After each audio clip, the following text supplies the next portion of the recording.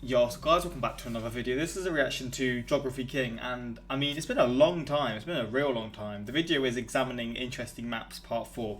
I love these videos, man. I've seen all the other parts, and these are some of my most enjoyable videos. I don't know, it's just intriguing to see these different statistical views on things. And I mean, yeah, I'm always here to see more of his videos. Again, he does a lot of other sort of content that I know of, but I just sort of don't react to them because I don't know if there'd be enough interest and stuff. But I do really enjoy his channel, so I mean, yeah, for those who have been suggesting for me to react to him again, here we are. But as I'm recording this, as this has been posted, I should be in Scotland now. As long as I've posted the videos how I'm planning, I should be in Scotland now. And yeah, as I said in one of my last videos, I'm recording lots of videos today. I'm going to try and record like 6 to 8, maybe more videos just today. And it's nearly 6 o'clock at night, so I'm going to be up all night sort of trying to edit and record and stuff. So pray for me, please. Keep me in your thoughts. But yeah, let's jump into this one. Quick shout out to my Instagram and my Twitter, links in the description for those. I'm probably going to be posting a lot of things when I'm in Scotland, and I don't know if you're interested in seeing stuff like that. I'm in the Highlands, so there's a lot of like mountains. It's a very different scenery to where I am now, and it's beautiful. So again, if you're intrigued in that, links will be in the description to my Instagram or my Twitter. But yeah, man. And same for my Patreon. I'm going to be trying to do a few Patreon videos as well. So if you're interested in seeing some exclusives there, links are in the description. But yeah, man, let's just jump into it. I'm struggling to talk, so I don't know how I'm going to do like 6 to 8, maybe more videos today. But we're going to try, man. We're going to try. I'm excited for this. I do really like his channel a lot. Howdy, it's Kyle with another installment of examining. I never realized how much I needed the howdy in my life. Howdy, it's Kyle with another installment of examining interesting maps, where we're taking a look at some wonderful depictions of geography. And just like in previous videos in this series, I've made some of the maps, and those are usually the ones that don't look all that good. And I've credited the creators for the maps that I know who created them, but some of the ones have been tossed around the subreddit map porn for so long that I'm not really sure who created them. So if you know who created, I need to get on Reddit, man. I've never understood how Reddit works, but it just seems like such like a gem of a place to just find these things that I love looking at. Some of these ones that are uncredited, let me know, but let's take a look at some interesting maps. This first map depicts average daily sunlight, and I forgot with these videos I'm covering a lot of the important stats. I'll move it here for now, and if it comes here, I'm going to move it back, but I'll just put it here for now. Contiguous US in the unit of kilojoules per square meter. Certainly no surprises here. The areas that are highlighted in bright yellow and orange tend to be in the desert areas, sunnier in the more southern parts of the country. The areas around the Great Lakes, New England. Average daily sunlight, yeah, it makes sense, right? It's sort of how I'd sort of assume it is. I mean, the UK is definitely probably like in the sort of purple areas. England and the Pacific Northwest receive less sunlight because you have much more cloud cover, and you're farther north, so you just have fewer hours of daylight during the winter months. Here's a very similar map that depicts average annual rainfall by county in the U.S. And forget the fact that it says continental U.S., which is actually a mistake. It should say contiguous U.S., but despite that, it's still a pretty good map. Ain't this one crazy? Like this one sort of makes sense. It gets sort of greener. It starts to get like a bit greener here, but then lighter, and then it sort of gets yellow, white, orange. Slowly fades into red, very red, and then suddenly there's just loads of green again.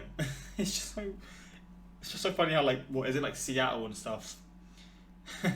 Has all like and like what San Francisco and all the cities sort of along here has loads of rain, but then it just I say a few hundred miles, maybe like 1,000 miles because the US is so big, to the east, and it's just not much rainfall at all. So no real surprises here. The areas that are dark red are more desert areas in the southwestern U.S. You have dark green in the Pacific Northwest, and if you look in kind of the middle of the southeastern U.S., there's kind of a dark green spot. That's right where I live. It's one of the wettest parts of the U.S. outside, or contiguous U.S. outside of the Pacific Northwest. So a lot of rain in the southeast, especially on the Great Smoky Mountains. The more lightly shaded counties in the western U.S. are areas that are on the windward side of high mountains. So you do get a little bit of rain, a lot of snow during the wintertime in these areas where the air is forced to I would have thought Texas was a lot more red, to be honest. Rise above these mountains, and you get a lot of rain on the windward side, but the darker colors tend to be on the leeward side or the eastern side of these mountain ranges. This map shows which states across the U.S. have a demographic. Okay, I'm covering the other side now. See, I'm going to move it back and I'm just going to leave it there. If there are some interesting ones, fuck it, you know what, I'm going to move it up. I don't know where to fucking put it, man. Oh my days. This is so Demographic frustrating. that's the most similar to the national demographic. If you look in the bottom right corner, you will see the national demographic depicted in terms of race and ethnicity. The darker that the state is colored is indicative of states that have a demographic more similar to the national demographic. So Illinois is a state whose demographics are most closely aligned with the national demographic. The more lightly colored states are states where one particular race or ethnic group has a much larger part of the population than the national demographic. And this is most notable in New Mexico in the southwestern U.S., West Virginia in the mid-Atlantic region, and the states of Maine, New Hampshire, Vermont, and New England, as well as Hawaii. This is a map that depicts all of the continental divides in North America. So the colours. This one is grey, Laurentian, Arctic. I don't know, man. I'm going to move it again. This is going to be annoying people. Just so you can sort of see the colour schemes. Just pause it if you want. But yeah. Continental divides are what separate the various watersheds of North America. So water that falls on one side of these divides will empty out into the sea through one direction, and water on the other side of that same divide will go to the sea in a different direction.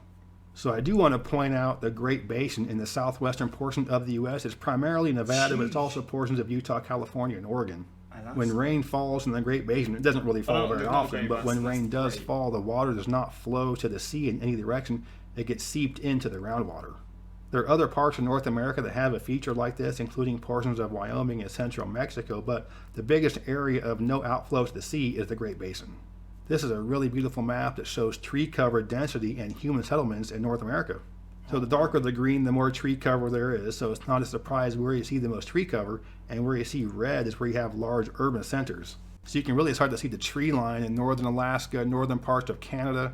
And then you look at Mexico, there really isn't much tree cover throughout the entire country, with the exception of the Yucatan Peninsula and some of the tropical areas in the Pacific side. Look how much there is in Canada. I mean, most of it's probably snow throughout the whole year, but I'd be interested to see this sort of map with like England or the UK. Now that would be interesting.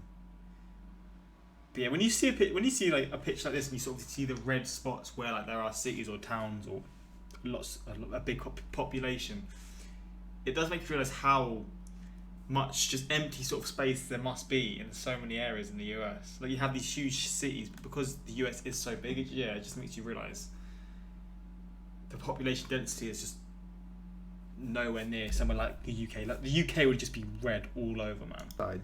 And you can also see along the Mississippi River in the south, not much tree cover, just a lot of floodplain.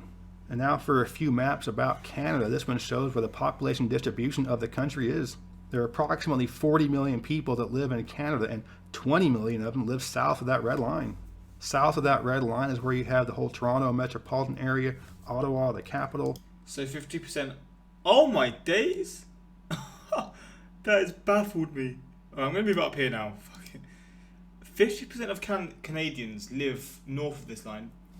Fucking hell. I'm guessing that's like Toronto, isn't it? That is absolutely blowing my mind. That is insane. The Montreal area, as well as all of those bigger urban centers of southern Ontario. And northern Canada is the least densely populated part of the entire world, with the exception of the Sahara and Arabian deserts, as well as Antarctica. This is a map that depicts all of the lakes in the world. And look at frickin' fuck's sake. Okay, I'm sorry. This is actually the last time. Canada hoarding all the world's fresh water. Look at the poor Sahara, Arabian Peninsula. So you know if there's a big worldwide severe drought where everyone's going to go, Nunavut and Quebec. And here's a map of time zones. Real exciting, right? We all know the time zones, but look in the far right of it. Look at Newfoundland and Canada. They're a half an hour off. Their official time is a half an hour off of the next time zone over. So in case you live somewhere that's along a time zone boundary, or maybe you get tripped up a lot with daylight saving time and stuff, but imagine having to deal with a half an hour off time zone right next to you. This map shows the birthplaces of the best baseball players in the world. So there's definitely... So there's one in Australia, there's one in South Korea, there's two in Japan. There's so many in California. What the hell? I would have thought there would have been more in Japan. For sure. And more in like New York. This is what, like Puerto Rico, Cuba, I think. This is Cuba, this is Puerto Rico, I think. Florida. Oh wow. This is interesting as hell. Again, I would have thought I can't talk. What the hell is going on? I thought there would have been more in like New York and like Texas, and just I don't know. Florida's got quite a lot. Maybe like New Jersey and stuff. I don't know. Really not an even distribution of top baseball players on California. earth. And for me, being from California, I don't know what's going on with why there's so many players from Southern California and none from Northern. And you can definitely see the influence of Latin America on Major League Baseball. Florida, Cuba, Dominican Republic, Puerto Rico, Venezuela, and one random Venezuela, I didn't even notice that. player from Colombia. Colombia So too. I'm just saying that none of the top players are from New York, Pennsylvania, Ohio, Michigan, Illinois, Wisconsin, Minnesota. These are big populous states, and none of the top players are from any of them.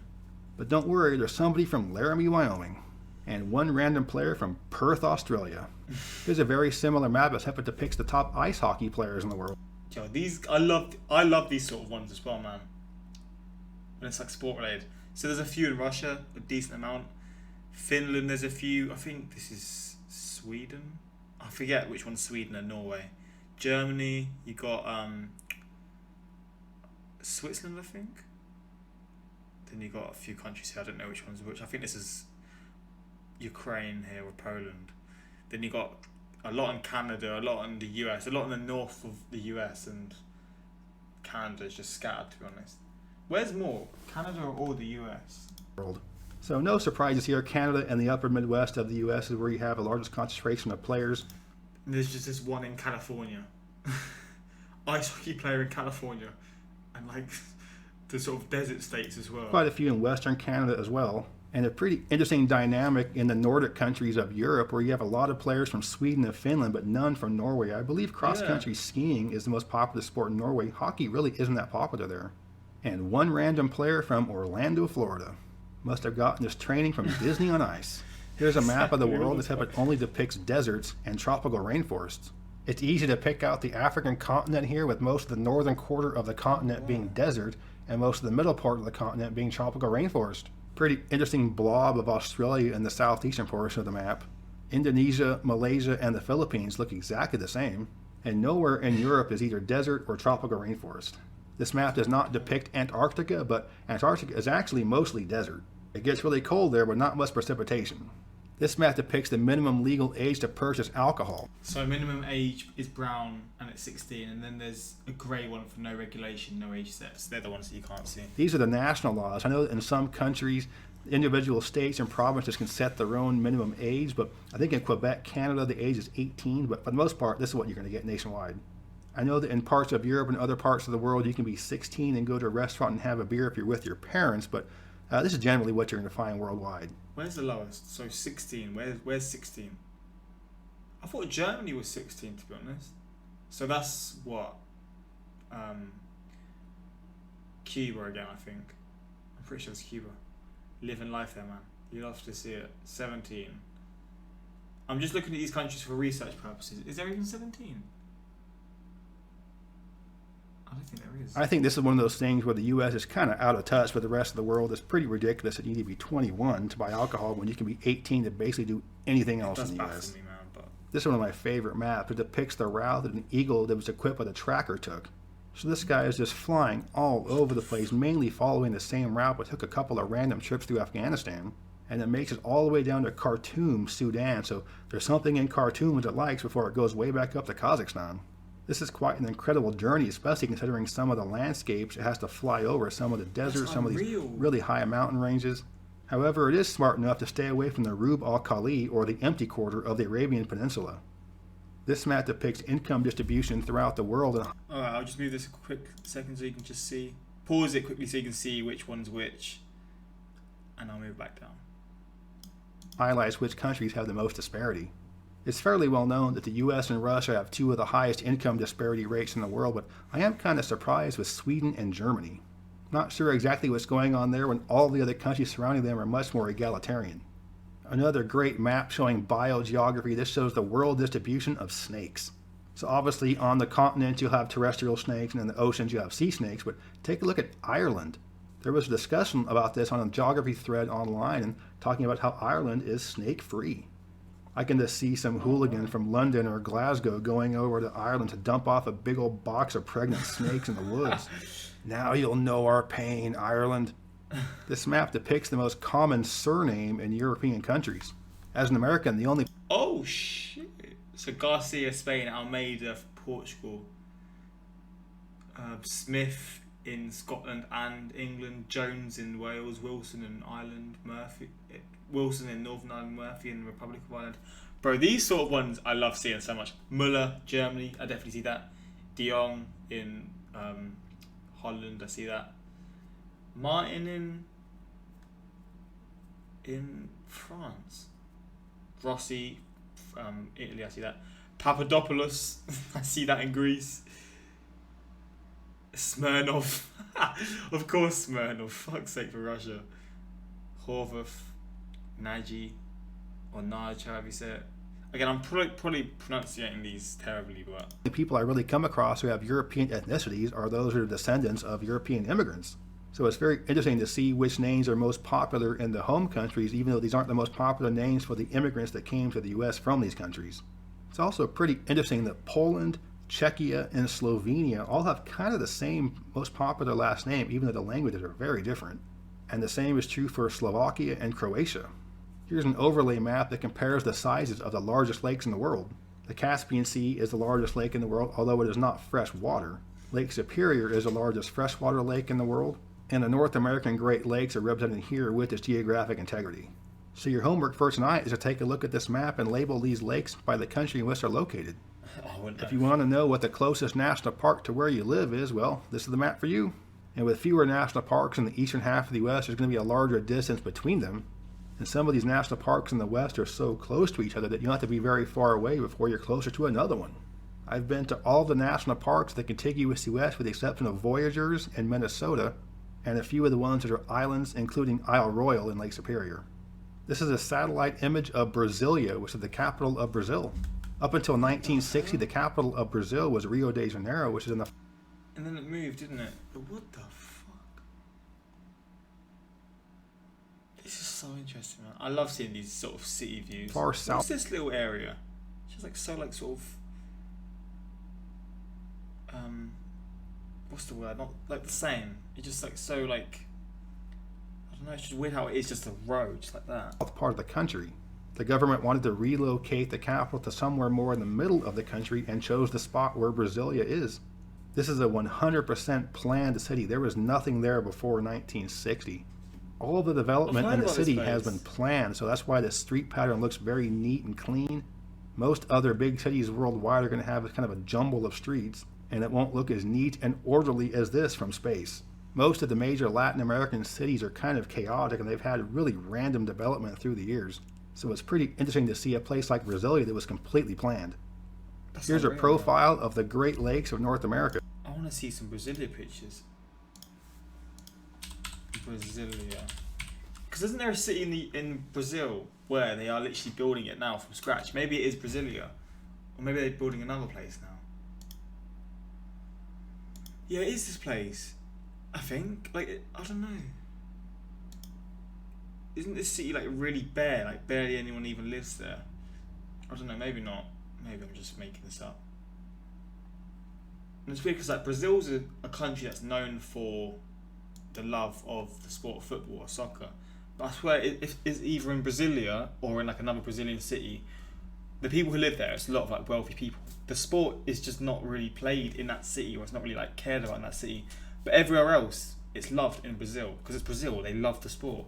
Which makes you sort of realise or think maybe like the more money you have, the less you care about it. I don't know. I think it's Brasilia, maybe not though. There is a city in Brazil that it is like that. Yeah. It can be fairly difficult to follow what's going on here, especially because Lakes Huron and Michigan have about the same latitude range. But essentially what you're seeing here is water flowing from one end to the other. You can look at that big drop off between Lake Erie and Lake Ontario, and that's Niagara Falls. And never mind the fact that Niagara is misspelled on this map. And with the Great Lakes being the largest freshwater lake system in the world, it's no surprise that when they have a big drop like Niagara Falls, it's one of the biggest waterfalls in the world. So it really shows the differences between the Great Lakes, because you look at Lakes Erie and Ontario, from the surface they look about the same size, but obviously Lake Ontario is much more voluminous. This is a pretty sad map that shows the roll call of the House of Representatives in 1830 for the Indian Removal Act. So this is essentially the Trail of Tears. If you look at the roll call, If just 2 members of the House would have voted differently, the Trail of Tears would have never happened. This is arguably the worst law in the history of the United States and one of the darkest moments in our country's history, and just 2 members of Congress could have changed it. Here's another great map of biogeography that shows the ranges of various bear species in North America, and it has a really good legend that clearly depicts where the territories of these species overlap. It's pretty interesting how various groups of black bears have been cut off from others in the country. I know that in some parts of the country, the black bear territory extends farther than this map shows. As humans build more and more out in the woods, farther and farther out in the exurbs, we're encountering more and more bears, and as we're pushing bears out from where they normally live, they're coming more into the city, so you're seeing a lot more urban bears being seen. There's a video of a black bear just moseying down the busiest streets of downtown Chattanooga in 2020. That's probably fairly common in the Mountain West, but not Tennessee. At least not yet. Here's a map titled The Other One by Randall. I couldn't see this one either, for fuck's sake. I'll just move this so you can just see the population of bears. So the colour coordination, etc. The bottom one is no bear population, you can't actually see that, but just for those who want to see that. At least not yet. Here's a map titled The Other One by Randall Monroe, and I love the content of this map. The presentation isn't the greatest, but it's still a pretty So Houston is on Alaska and Mountain View is in Hawaii. cool map. So what this shows is towns that have a name that's more well known in another part of the country. I especially like Atlantic City, Wyoming, and Key West, Virginia. There's also a Texas, New York, and a New York, Texas. And there are actually quite a few more of these than are shown on this map, but this map shows some of the best ones. There's quite a bit to take in on this map, so you might want to pause the video to check out some of the details. Yeah. Las Vegas in New Mexico, Arizona has Miami, Lincoln in California, Dayton in Nevada, Dallas, Oakland, Phoenix in Oregon, Des Moines in Washington. Jesus, man. Miami in Texas as well. Manhattan in Kansas. Yeah, jeez. And the last one I want to show is just this beautiful physical map of Utah. It's one of my favorite states in the country for outdoor activities. And look in the southeastern portion of the state, that's where you have a lot of the national parks. So you have the big canyons, the beautiful scenery, all that colored sandstone. And there are a handful of maps like these for various states, but I did want to show the one for Utah just because Where would the cities be here in Utah? Isn't it? I'm thinking of Salt Lakes. Is Salt Lake... Wait, which one's Salt Lake in? Is Salt Lake Utah as well? It's not, is it? Salt Lake. Salt Lake. Oh, it is. It is. So where is... So Salt Lake is the river, so it would be here, right? I assume somewhere around here. I do love the geology and the topography so much. So that wraps up part 4 of examining interesting maps. Damn, it's over. I love doing these videos, and I post one every few months. I love seeing them. Check in the future to see which one comes up next. I hope you enjoyed this video. Okay, man, shout out to Geography King. If you haven't already subscribed to his channel, he deserves it, man. Genuinely. I could watch his videos all day, especially when it's these sort of interesting maps ones. Just can't get enough of them, to be honest. But yeah, hopefully you enjoyed this reaction. More on the way. Again, like I said, show him some love if you haven't already. Get him to 120k. I'd appreciate that. These videos are just about perfect, good length, good pace, not a dull or wasted moment. Always a good day when Geography King uploads. Honey, wake up, Geography King dropped another banger. He likes geography, his name is Carl. Instant sub. Been waiting for a while, these sure be interesting. That top MLB player is actually from Cheyenne, Wyoming. Brandon Nimmo. The best steak I ever had was at the Atlantic City Mercantile in Atlantic City, Wyoming. Cooked over aspen logs. I'm originally from Lander, Wyoming, and it's cool to see you mention it. I love this series. Me too, man. It's fun to just see these silly stats, some of them, or just interesting stats, or like pictures or depictions of what certain states look like geographically or whatever, man. Or the sports ones. I just love it. I do find this stuff fun to see. But yeah, hopefully you enjoyed. More Geography King on the way. And I mean, yeah, until next time, like, subscribe. Peace.